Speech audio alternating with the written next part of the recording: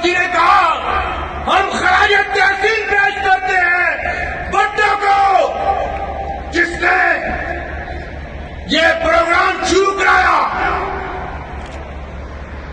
اس نے تیسری اسلامی سربراہی کانفرنس بھی کرائی اور تمام امت مسلمہ کو ایک پلیٹ فارم پہ جمع کیا اور انہیں بتایا آؤ ہم وہ قوم ہیں، ہم وہ لوگ ہیں جو اس امت مسلمہ کو بچا سکتے ہیں، ان کے لیے ایک پلیٹ فارم پہ ان کو اکٹھا کر سکتے ہیں، ان کے تحفظ کی ضامن بن سکتے ہیں.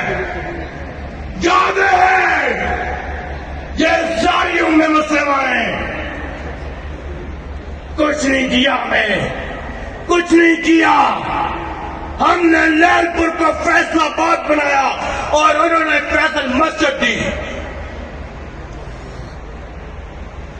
اور بھٹو کی بیٹی دو مرتبہ وزیر اعظم بنی اور دونوں مرتبہ یہ ایکسپلوژر نہیں کر سکی، ایٹم بم کا اعلان نہیں کر سکی، یہ دھماکہ نہیں کر سکی.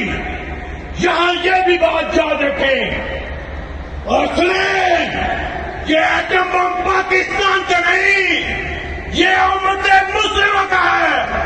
مسلموں کو آج للکارتا ہوں اس پلیٹ فارم پہ، آؤ اکٹھے ہو جاؤ.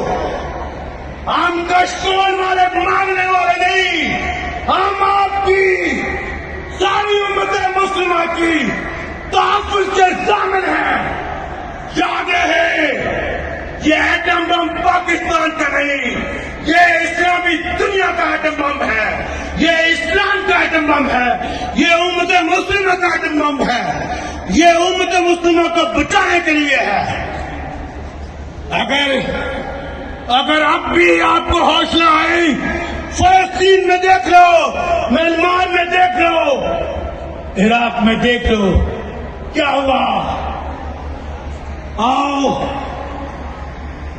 ہم اپنے محسن پاکستان ڈاکٹر عبدالقدیر خان کو خراج تحسین پیش کرتے ہیں. ہم اس کو معافی مانگتے ہیں، معذرت کرتے ہیں. اور ہم نے حق ادا نہیں کیا تمہارا، ہم نے حق ادا نہیں کیا جیسے قائد اعظم کا، ہم نے حق ادا نہیں کیا جیسے فاطمہ جناح کا، ہم نے حق ادا نہیں کیا لیاقت علی کا، ہم نے حق ادا نہیں کیا محسن پاکستان کے. معاف کر دو. آج اس پلیٹ فارم سے آخری بات کرتا چلوں، محسن پاکستان ڈاکٹر عبدالقدیر خان کو ان بچوں کے نصاب میں شامل کرو، ان بچوں کو پڑھاؤ. وہ کون تھا، وہ کس لیے تھا، اس کی پاکستان کے لیے قربانیاں کیا تھی.